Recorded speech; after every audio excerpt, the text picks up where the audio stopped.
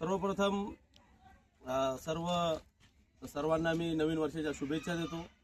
आज 1 जानेवारी नवीन वर्षाचा दिवस आणि योगायोगाने आज माझा वाढदिवस आहे। खरं तर माझ्यासारख्या सामान्य माणसाचा वाढदिवस चालक मालक संघटनेने आपल्या शाळेच्या एकलव्य इंटरनॅशनल स्कूल आणि ज्युनियर कॉलेजच्या चालक मालक संघटनेने माझ्यासारख्या सामान्य माणसाचा वाढदिवस एवढ्या उत्साहाने आनंदाने साजरा करणे ही माझ्यासाठी माझ्या आयुष्यातली मला वाटतं सगळ्यात मोठी भेट आहे।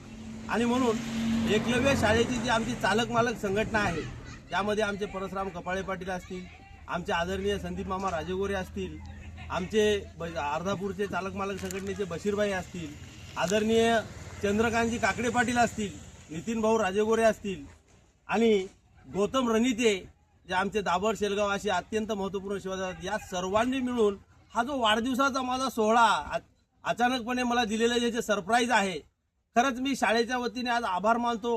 पण एक माणूस म्हणून, एक शिक्षक म्हणून मला खूप मोठा आनंद झाला की मला माहीत नव्हतं की माणसाच्या मनामध्ये सुद्धा आपलं एक घर असतं, म्हणजे आपलं स्वतःचं राहायचं एक घर असतं, पण आपल्या वागण्या स्वभावामुळे माणसांच्या मनामध्ये सुद्धा आपण एक घर निर्माण करतो।